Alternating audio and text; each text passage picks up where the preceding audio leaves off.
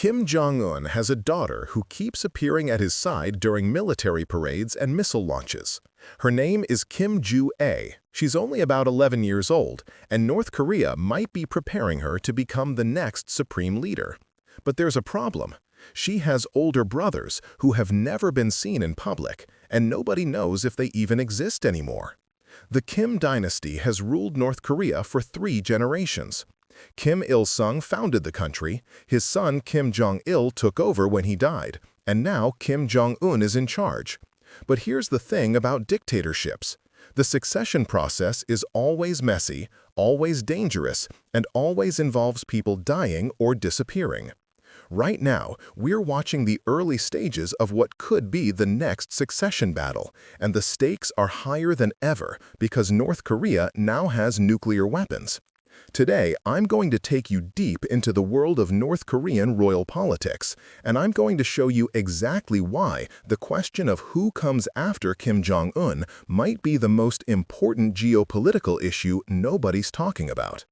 Here's the fundamental problem we're dealing with. Kim Jong Un is only in his early 40s, which means he could rule for another 30 or 40 years if he stays healthy. But nothing about his lifestyle suggests he's taking care of himself.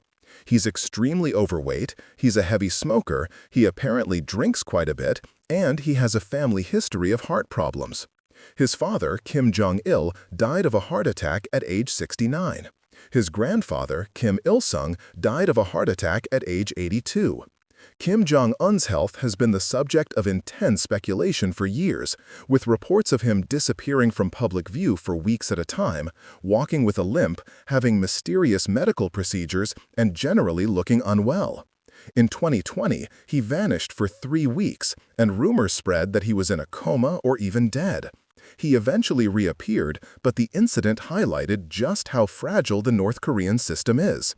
The entire country's stability depends on one person, and if that person suddenly dies or becomes incapacitated, nobody really knows what happens next. There's no clear succession plan.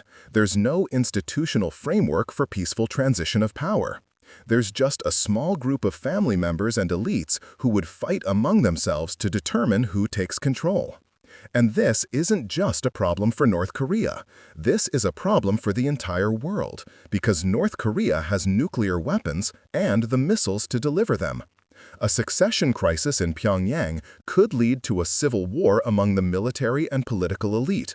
It could lead to a collapse of the regime and chaos on the Korean peninsula. It could lead to someone even more unpredictable and aggressive than Kim Jong Un taking power. Or it could lead to some kind of reform and opening, though that seems less likely given the nature of the system. The challenge for intelligence agencies around the world is that they have almost no visibility into North Korean internal politics. The country is so closed and the information so tightly controlled that outsiders can only guess at what's really happening. We see who appears in public next to Kim Jong Un. We notice when people disappear or get executed. We try to read the signals from state media about who's in favor and who's not, but we don't really know. The inner workings of the Kim family and the core elite remain one of the biggest intelligence black holes in the world. Right now, the focus is on Kim Jong Il because she's the only child of Kim Jong Un who has been shown publicly. She first appeared in November 2022 at a missile launch, and since then, she's been seen at multiple military events, always positioned prominently next to her father.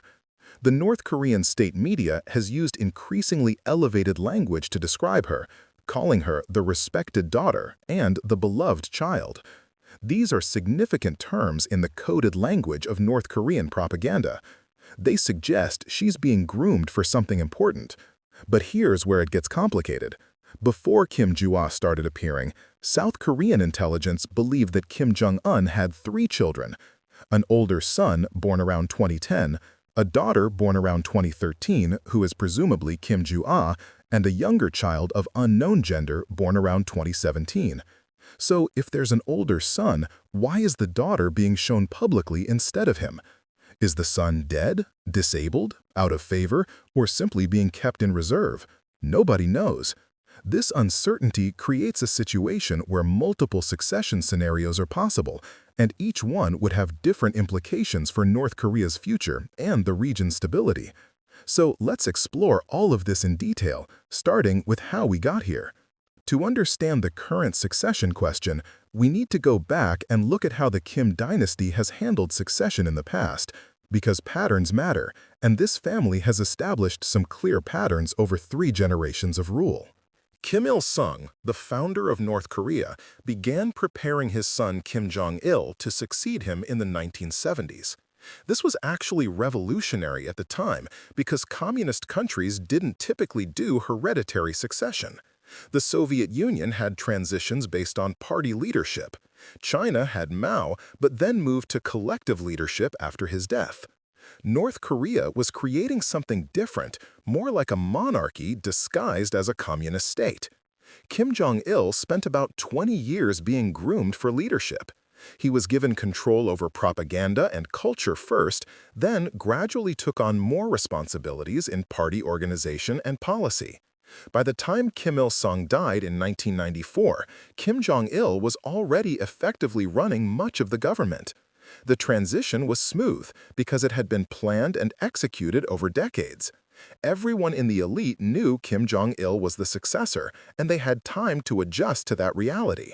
But even with all that preparation, Kim Jong Il didn't immediately take his father's titles. He waited 3 years before formally becoming the leader, during what North Korea called the mourning period. This gave him time to consolidate power and eliminate any potential rivals. Several high-ranking officials who might have been threats mysteriously died or were purged during this period. By the time Kim Jong Il formally assumed leadership, there was no question about his control.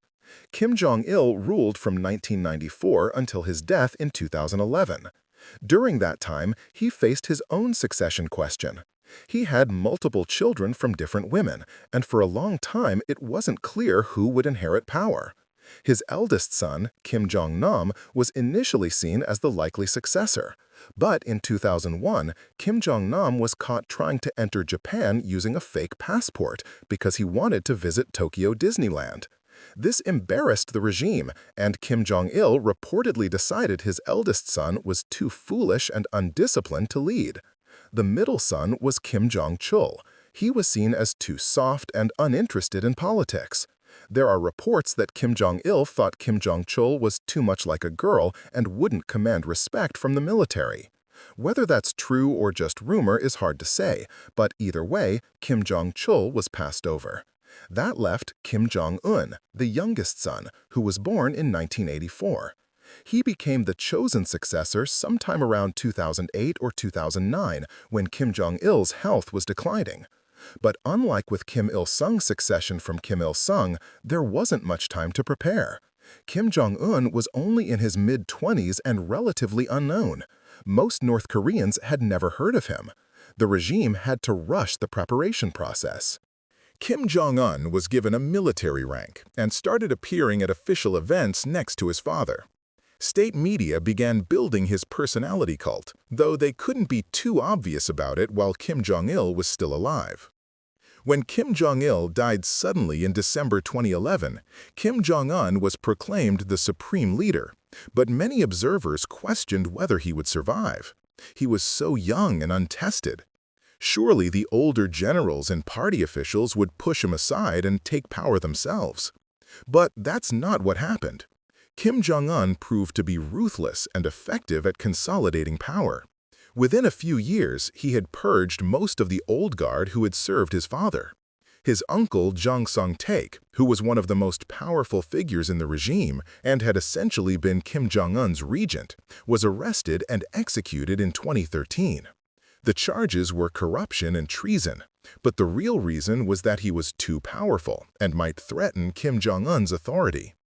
Over the next several years, Kim Jong-un systematically removed anyone who might be a threat. Generals were executed, government officials disappeared. His half-brother, Kim Jong-nam, who was living in exile, was assassinated in 2017 using nerve agent at a Malaysian airport. The message was clear: Even being a member of the Kim family wasn't protection if you were seen as a potential rival. By around 2016 or 2017, Kim Jong Un had successfully consolidated power to a degree that perhaps even surpassed his father and grandfather. He had removed the old guard, promoted younger loyalists who owed their positions to him, and created a personality cult that positioned him as the sole source of authority. The system was now built around him personally, rather than around institutional structures. And this is where the succession problem for the next generation becomes apparent. Kim Jong Un has concentrated so much power in himself that there's no obvious mechanism for transitioning to someone else. His father and grandfather had long preparation periods where the successor could build relationships, demonstrate capability, and establish legitimacy. But if Kim Jong Un dies suddenly, whoever tries to take over won't have those advantages. So let's talk about the potential successors, starting with the most visible one, Kim Jong Il. We don't know her exact birth date, but based on when she first appeared publicly, she's probably around 11 or 12 years old now, in 2025. She was first mentioned in 2013 by Dennis Rodman, the former NBA player who bizarrely became friends with Kim Jong Un. Rodman visited North Korea and later said he had met Kim's daughter and held his baby daughter named Jong Il. At the time, most people dismissed this as Rodman being confused or making things up, but it turned out to be accurate. Kim Jong Il remained hidden until November 2022, when state media released photos of her attending a ballistic missile launch with her father. She was about 9 years old at the time, wearing a white jacket that matched Kim Jong Un's style and holding his hand as they inspected the missile. The imagery was striking because North Korean leaders typically don't show their children publicly until they're much older and their succession role is being established. Since then, Kim Jong Il has appeared at multiple events. She's been to military parades sitting in the reviewing stand next to her father. She's attended concerts and celebrations. She's been shown at more missile launches. The frequency and prominence of her appearances increased significantly in 2023 and 2024. North Korean state media started using special titles for her, referring to her as the respected daughter, the noble daughter, and most significantly, the morning star of Korea. These titles are important because North Korean propaganda uses very specific language that signals political meaning. The term morning star is particularly notable because it suggests someone who will bring a new era or light the way forward. It's the kind of language that could be interpreted as positioning her as a future leader. But here's the complicating factor. North Korea is an extremely patriarchal and conservative society. They've never had a female leader. The idea of a woman ruling the country would be revolutionary and potentially controversial within the elite. The military leadership in particular might resist the idea of taking orders from a woman. The ideology that underpins the regime is based on Korean traditional values mixed with communist theory and militant nationalism, none of which are particularly friendly to female leadership. Some analysts think Kim Jong Il is being shown publicly not as a successor, but as a humanizing element for Kim Jong Un, showing that he's a family man and making him more relatable to the population. Her presence at military events might be meant to suggest that even his young daughter supports the nuclear weapons program, reinforcing its importance to national identity. Others think she's being positioned as a potential regent or placeholder. If Kim Jong Un dies while all his children are still young, maybe Kim Jong Il would be proclaimed leader in name, while actual power is held by a group of regents until she comes of age. This would maintain the Kim dynasty bloodline while giving the elite more time to manage the transition. And some analysts think she genuinely is being groomed to be the next supreme leader, and her public appearances are the first stage of building her legitimacy and personality cult, just as was done with Kim Jong Un before he took power. In this interpretation, North Korea would be signaling a major shift by preparing to accept female leadership. The problem is, we just don't know which interpretation is correct, and the North Korean regime certainly isn't going to clarify their intentions. They benefit from the ambiguity because it keeps potential rivals uncertain about the succession plan. Now, let's talk about the son that nobody has seen, South Korean intelligence reported years ago that Kim Jong Un's first child was a son born around 2010. If this is accurate, he would be about 14 or 15 years old now, which is old enough to start appearing publicly if he were being groomed for succession. Kim Jong Un himself first appeared publicly around age 15 or 16 during his father's era. So the fact that this son, if he exists, hasn't been shown is significant. There are several possible explanations for why an older son wouldn't be shown publicly. The simplest explanation is that South Korean intelligence was wrong, and there is no older son. Maybe Kim Jong-il is actually the eldest child, and that's why she's the one being presented. Intelligence agencies make mistakes, and information about North Korea's leadership family is extremely difficult to verify. Another possibility is that the son exists but has some kind of disability or health problem that makes him unsuitable for leadership in the regime's view. North Korea has a horrific track record when it comes to people with disabilities, viewing them as imperfect and shameful. If Kim Jong-un's eldest child had a disability, the regime might simply hide him away and pretend he doesn't exist. A darker possibility is that the son was somehow deemed unfit for succession and has been removed from consideration, or even eliminated. In the brutal logic of North Korean politics, a potential claimant to power who isn't going to be chosen is a future threat. The safest solution from the regime's perspective would be to make sure he's not around to cause problems. Remember, Kim Jong-un had his own half-brother assassinated for being a potential rival. Or the son could simply be being kept in reserve. Maybe Kim Jong-un is presenting Kim Jong-il publicly as a test to see how the elite and population react to the idea of female leadership. If the reaction is positive, she continues to be groomed as successor. If there's resistance, they can pivot to presenting the son instead. This would give the regime maximum flexibility. There's also supposedly a younger child born around 2017, but we know even less about this child. We don't know the gender, we don't know the name. We don't know if this child is healthy or even if they're still alive. The existence of this child is based on intelligence reports that could be accurate or could be speculation. With North Korean leadership information, it's always hard to separate facts from rumors. Beyond Kim Jong-un's immediate children, there are other members of the Kim family who could theoretically be in line for succession, though they seem much less likely. Kim Jong-un's sister, Kim Yo-jong, has become one of the most visible and powerful figures in the regime over the past few years. She holds important positions in the party and frequently appears at major events. She's been the public face of some diplomatic initiatives and has issued statements in her own name, which is extremely rare for anyone other than the supreme leader. Some analysts have speculated that Kim Yo-jong could be a potential successor if something happened to Kim Jong-un before his children are old enough to rule. She's a member of the bloodline, she's proven herself capable and ruthless, and she already has substantial power. But again, the gender issue is a major obstacle. Would the North Korean elite accept a woman as supreme leader? It's hard to say. Kim Yo-jong has also made enemies within the system. She's known for being harsh and demanding. She's purged people who disappointed her. She's accumulated power at the expense of others. All of this means that if Kim Jong-un died and there was a succession struggle, Kim Yo-jong would have rivals who would try to prevent her from taking power, even if she wanted it. There's also the question of whether Kim Yo-jong even wants to be supreme leader.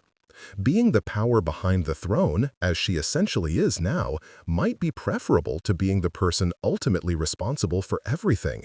She has enormous influence without having to bear the full weight of leadership. That might be a more comfortable position than trying to step into her brother's role. Kim Jong-un's older brother, Kim Jong-chul, still exists as far as we know, but he seems to have completely removed himself from politics. He's been spotted occasionally in other countries attending concerts, apparently living a quiet life as a music fan. He's never shown any interest in power and doesn't appear to be involved in the regime at all. It's hard to imagine a scenario where he would suddenly emerge as a successor candidate. Beyond the immediate family, there really aren't any obvious candidates. The Kim dynasty has spent 3 generations eliminating anyone who might have a competing claim to legitimacy. Other relatives have been purged or killed. The one attempt at creating a rival center of power, Jong Song-thuk building his own faction, ended with his execution. The system is designed so that only the direct line of Kim Il-sung can rule. This creates a very fragile situation because it means succession has to go through Kim Jong-un's children, but those children are all still very young. If Kim Jong died in the next few years, North Korea would face a crisis of legitimacy. You can't put an 11-year-old or a 15-year-old in charge of a nuclear-armed country, no matter how much propaganda you create around them. There would have to be some kind of regency arrangement, and those arrangements are always unstable. Let's talk about what a regency might look like and why it would be dangerous. The most likely scenario would be that a group of senior officials would form a collective leadership that rules in the name of the child leader. This group might include people like Choi Rong-hae, who is the ceremonial head of state, Kim Tak-hun, who is the premier, and various military leaders. Kim Yo-jong would almost certainly be part of this group as well. On paper, they would all pledge loyalty to the child's supreme leader and govern as faithful servants of the Kim bloodline. In reality, they would be competing with each other for actual power. Each member of the Regency Council would try to build their own faction and expand their influence. They would make alliances and break them. They would eliminate rivals when possible. And eventually, one of them would probably try to push the others aside and take full power. This kind of regency struggle could destabilize the entire country. The military might split into factions backing different Regency Council members. The security services could fracture. Regional commanders might decide to secure their own areas and stop following orders from Pyongyang. In a worst-case scenario, you could have an actual civil war with different factions fighting for control. And remember, North Korea has nuclear weapons scattered around the country. During a succession crisis, what happens to control over those weapons? Does the military still follow the chain of command? Do regional commanders decide that having nuclear weapons gives them leverage in the power struggle? The nightmare scenario is that nuclear weapons somehow get used during internal conflict, or that they fall into the hands of non-state actors during a period of chaos. Even if the succession crisis doesn't lead to violence, it would create a period of uncertainty that could be extremely dangerous. North Korea might become more aggressive externally to rally the population and military around the leadership. They might conduct more missile tests or even military provocations against South Korea to demonstrate strength. Or they might become more isolated and paranoid, cutting off even the limited engagement they currently have with the outside world. China has obvious concerns about North Korean stability because they share a border, and the last thing they want is a collapse or civil war that sends millions of refugees streaming across into Chinese territory. China has historically supported the Kim regime as a buffer against American influence in the region, but they've also been frustrated with North Korea's unpredictability and nuclear weapons development. A succession crisis would put China in a difficult position of trying to influence events without directly intervening. South Korea and the United States also have major stakes in North Korean succession. South Korea has plans for eventual reunification, but they want it to happen peacefully and in a controlled manner. A sudden collapse of the North would be economically devastating for the South to absorb. The United States wants to ensure that North Korean nuclear weapons don't end up in the wrong hands, and that any transition doesn't lead to military conflict that could draw in American forces. Japan is concerned because North Korea's missiles can reach Japanese territory, and any instability increases the risk of miscalculation or accidents. Russia has historically had some influence in North Korea and would want to ensure that any successor regime remains at least somewhat friendly to Russian interests.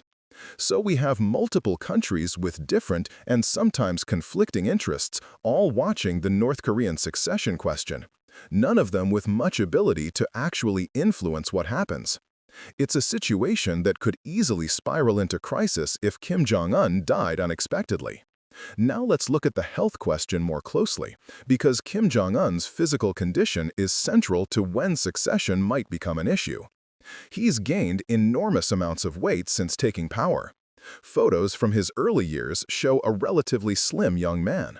Current photos show someone who is clearly morbidly obese.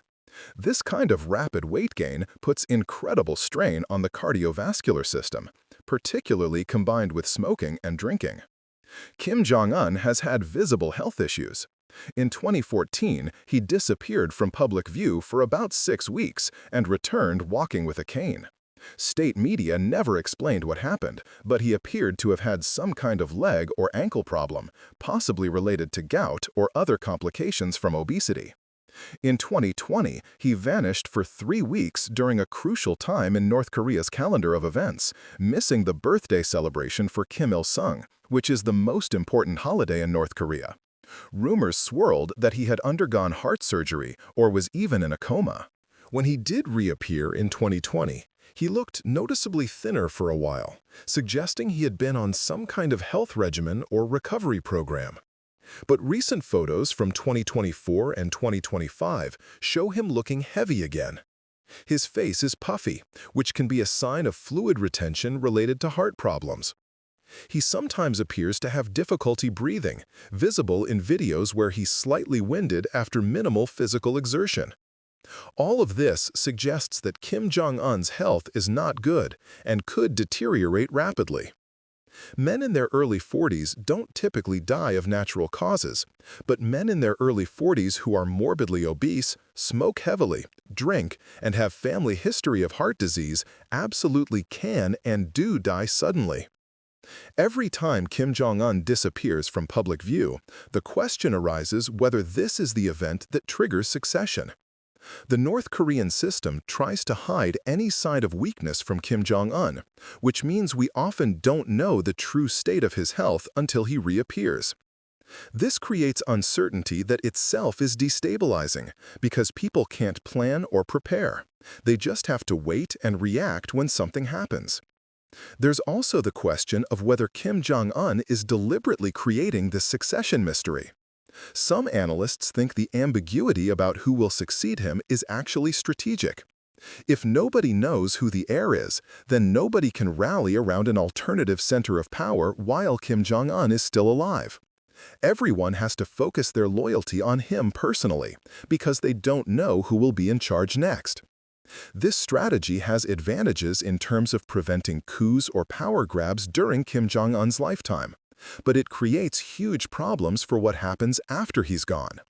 Without a clear succession plan, the system has to improvise, and improvisation in authoritarian regimes usually involves violence and instability.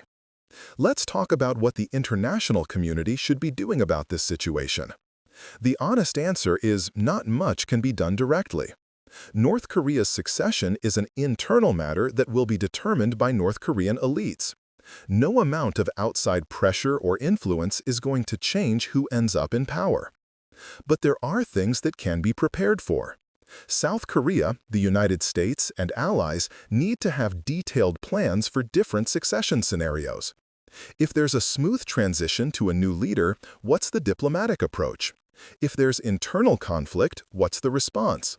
If the regime collapses entirely, how do you manage the humanitarian crisis and secure nuclear weapons? These are questions that need answers before the crisis happens, not during it. China needs to be engaged in discussions about North Korean stability, even though those conversations are difficult, given broader tensions between China and the West. China has the most influence over North Korea and would play a crucial role in any succession crisis. Finding areas of common interest in preventing the worst outcomes could be valuable. Channels of communication with North Korea need to be maintained even when the relationship is hostile. If a succession crisis happens, having some way to communicate with whoever is in charge or competing for power could be essential to preventing miscalculation and military conflict. And the international community needs to think about what kind of incentives or assurances might be offered to a new North Korean leadership if they're willing to consider reforms or engagement. A succession moment is one of the few times when the system might be flexible enough to change direction. Having a prepared package of economic support, security guarantees, and diplomatic normalization ready to offer could make a difference. But all of this assumes rational actors making calculated decisions. One of the scary things about succession crises is that they bring out the worst kind of decision-making. People are focused on survival and power, not on long-term strategic thinking. Mistakes happen. Violence escalates. The situation spins out of control faster than anyone anticipated. The Kim dynasty has managed 3 generations of rule, which is actually remarkable for an authoritarian system. Most dictatorships don't survive the transition from the founder to the second generation, let alone to the third. North Korea has done it twice, though not without difficulty. Whether they can do it a third time is an open question, and the answer matters for millions of people both in North Korea and throughout the region. So here's where we are right now. Kim Jong Un, who is in his early 40s and in poor health, rules North Korea with absolute power. He has at least 1 child, and possibly 3, all of whom are too young to assume leadership if he died today. The most visible child is his daughter Kim Jong Il, who is about 11 years old and has been appearing prominently at military events for the past 2 years. North Korean state media is using language that could suggest she's being groomed for eventual leadership, which would be revolutionary given North Korea's patriarchal culture. But we don't know if there's an older son who might be the actual heir. We don't know what Kim Jong Un's actual succession plan is, or even if he has one. We don't know if he's preparing his children to rule or just using his daughter for propaganda purposes. We don't know what would happen if he died suddenly before any succession plan could be implemented. What we do know is that the next succession in North Korea has the potential to be the most dangerous and destabilizing transition yet. The country is more isolated than ever. The economy is weaker. The nuclear weapons program makes everything more complicated. And the international environment is more tense, with no trust between North Korea and basically any other country, except maybe Russia and China, and even those relationships are transactional rather than truly allied. This is the critical moment in our story. The Kim dynasty is approaching a point where its survival is genuinely uncertain. The decisions made about succession over the next few years, or the lack of decisions, will determine what happens to North Korea and, by extension, what happens to peace and stability in East Asia. We're watching the early stages of a process that could lead anywhere from smooth continuation of the current system to complete collapse and chaos, and nobody can predict with confidence which way it will go. Let me pull all of this together. North Korea has been ruled by 3 generations of the Kim family since the country was founded in 1948. Kim Il-sung established the system, Kim Jong Il inherited it, and Kim Jong Un now controls it. Each succession has been carefully managed over long periods of time to ensure stability and maintain the dynasty's grip on power. But the next succession is approaching without the same level of preparation. Kim Jong Un's children are all very young. The oldest, if reports are accurate, is only about 15. Kim Jong Il, the only child we've actually seen, is about 11. There may be a younger child as well, who is even less prepared for any kind of public role. Kim Jong-un's health appears to be declining based on his obesity, family history of heart problems, and periodic disappearances from public view. He could potentially rule for decades more if he gets his health under control, or he could die suddenly at any time. The uncertainty around his health creates uncertainty around succession timing. Kim Jong-il's increasing prominence in state media and at official events suggests something is being planned, but we don't know what. Is she genuinely being groomed as the next supreme leader, which would be unprecedented given North Korea's patriarchal culture? Is she being used as a placeholder or propaganda tool? Is there an older brother who is actually the intended heir but is being kept hidden for some reason? The succession question matters far beyond just North Korea because the country has nuclear weapons and is situated in a region where any instability could trigger broader conflict. A smooth transition to new leadership would be the best outcome for everyone. But a succession crisis that leads to internal power struggles, regime collapse, or increased external aggression could be catastrophic. Other members of the Kim family, like Kim Jong Il, have significant power, but face obstacles to succession themselves, particularly around gender in North Korea's conservative political culture. No one outside the direct Kim bloodline has any realistic claim to power after 3 generations of eliminating potential rivals. If Kim Jong Un died before his children were adults, North Korea would likely see some kind of regency arrangement where senior officials govern in the name of a child leader. But these regencies are inherently unstable and prone to power struggles. The competing factions within a regency could tear the country apart as each tries to position themselves as the real power. The international community has limited ability to influence North Korean succession, but needs to be prepared for different scenarios. South Korea, the United States, China, Japan, and Russia all have interests in ensuring that any transition doesn't lead to conflict or chaos. But coordinating among countries with very different relationships with North Korea and with each other is challenging. The broader lesson here is about the fragility of authoritarian systems built entirely around individuals rather than institutions. The Kim dynasty has concentrated so much power in the supreme leader position that everything depends on who holds that position. There's no bureaucratic system or political structure that can function independently. This makes succession moments incredibly dangerous because everything is up for grabs. For the people of North Korea, succession is both terrifying and potentially hopeful. Terrifying because it could bring increased repression, internal conflict, or economic collapse. Hopeful because a succession moment is one of the few times when the system might change direction, when a new leader might choose reforms or opening rather than continuing the current path of isolation and militarism. But hope is dangerous in North Korea, because the system has shown over and over that it prioritizes its own survival above everything else.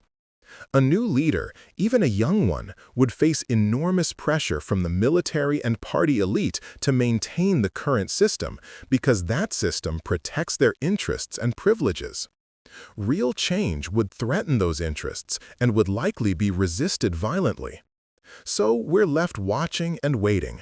Watching for signs of Kim Jong Un's health, watching for more appearances by Kim Jong Il or possibly the emergence of other children, watching for signals from North Korean propaganda about succession planning, watching for movements among the elite that might indicate preparation for transition, and waiting for the moment when this abstract question of succession becomes a concrete crisis that the world has to respond to. The youngest Kim, whoever that ends up being, will inherit a country that is poor, isolated, heavily militarized, and dependent on the personality cult of their family. They'll inherit nuclear weapons and a hostile relationship with most of the world. They'll inherit a system that has survived against all odds but faces enormous challenges in the 21st century. And they'll inherit the expectation that they can rule with the same absolute authority as their father, grandfather, and great-grandfather, despite being vastly younger and less experienced. Whether North Korea's 4th generation of Kim family rule can succeed is one of the biggest unanswered questions in international politics. The answer will shape the lives of 25 million North Koreans and affect the security of an entire region. And we won't know that answer until it's too late to do anything about it except respond to whatever happens.